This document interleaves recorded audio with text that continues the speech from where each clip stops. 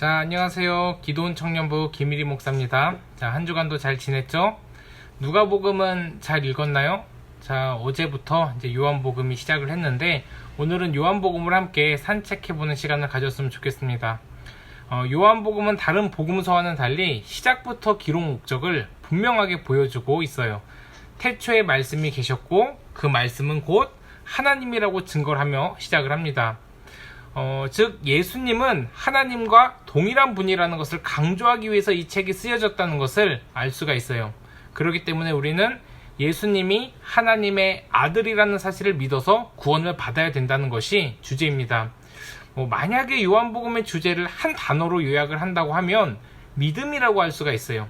예수님이 하나님의 아들이고 이제 구약을 성취하신 약속된 구원자이심을 믿어 구원을 받아야 된다는 것이죠. 그러니까 예수님이 하나님의 아들이란 걸 믿어라. 그래서 그 믿어서 구원을 받자. 이게 요한복음의 핵심이다. 그래서 요한복음을 믿음의 복음서라고도 합니다. 자, 믿음의 복음서답게 믿는다는 단어가 요한복음에만 몇 번이 나올까요? 자, 퀴즈로 내고 싶지만 힘들까봐 제가 알려드릴게요. 자, 98번이나 나옵니다. 100번 가까이 나왔다는 것은 정말 강조하고 싶고 중요하다는 것이죠. 그에 비해서 마태복음은 14번, 마가복음 11번, 누가복음 9번 나온 것과는 비교해 볼 때 요한복음이 무엇을 강조하려는지를 잘 볼 수가 있죠. 그래서 우리가 요한복음 중 잘 알고 있는 3장 16절에도 믿음이 강조돼요. 1장의 중심이 되는 이제 12절에도 영접하는 자, 곧 그 이름을 믿는 자들에게는 뭐라고 하죠? 하나님의 자녀가 되는 권세를 주신다고 증거를 하고 있어요. 믿는 자들에게.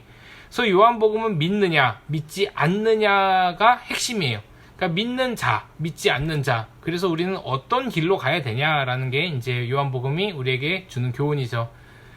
요한복음은 특히 이 표적이 많이 나오는데 또 그 표적의 특징이 있어요. 그 표적을 보고 끝나는 것이 아니라 그 표적을 보고 예수님께서 하신 말씀을 믿고 받아들이는 것까지가 요한복음이 강조하는 믿음이에요.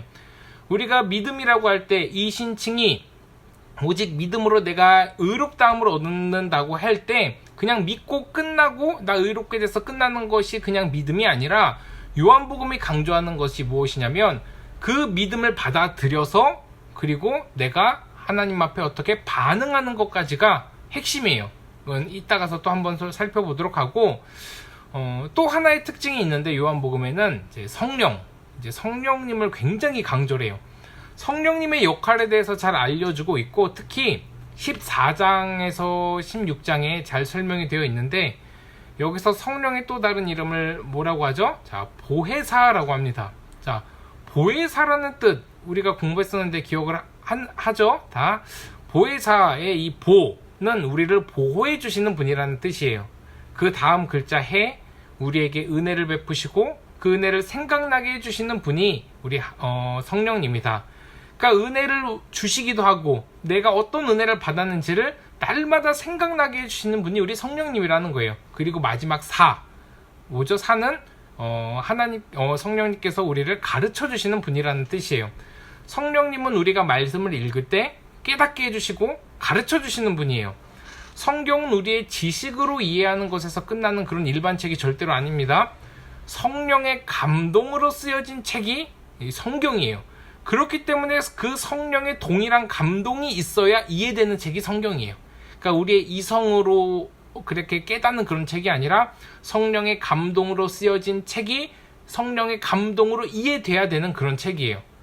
그래서 우리가 그 성령님의 가장 큰 특징 보혜사, 보호하시고 은혜 주시고 깨닫게 해주시고 가르치시는 그런 성령님의 역할을 잘 알아야 되는데 그 성령 하나님을 오해하는 경우가 있어요. 그 하나님이신데 무슨 뜨거움, 현상, 물질 이런 걸로 이해하면 안 돼요. 성령이 임하시면 뜨거움이 있죠. 당연히. 그런데 그 자체로 그냥 성령은 뜨거움이다 그런 물질로 오해하는 경우가 있는데 아니에요. 절대로 그렇게 이해하면 안 됩니다. 성령님은 하나님입니다.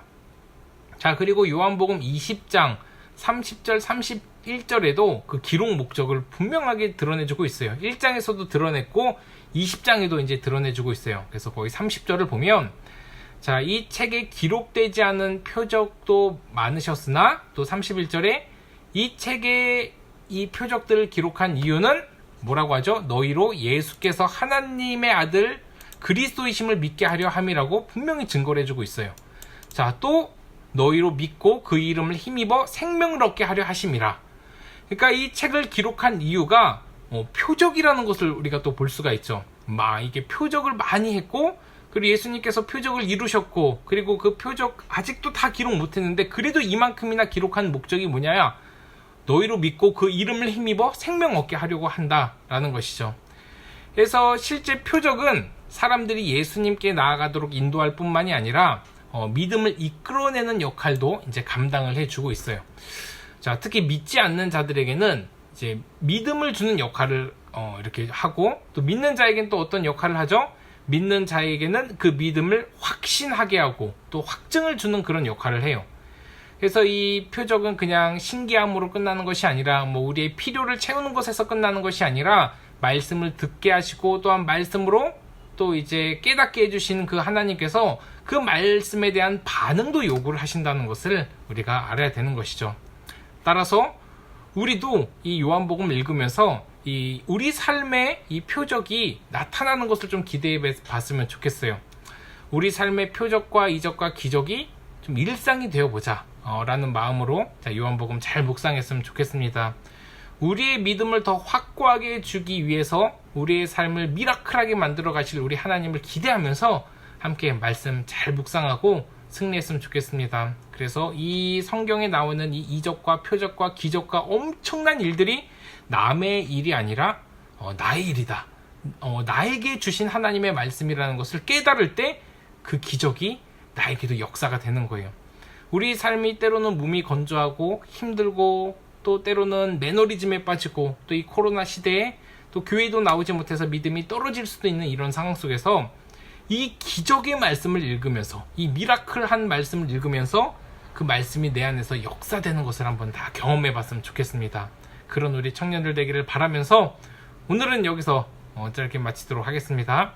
다 말씀에 승리하세요. 안녕.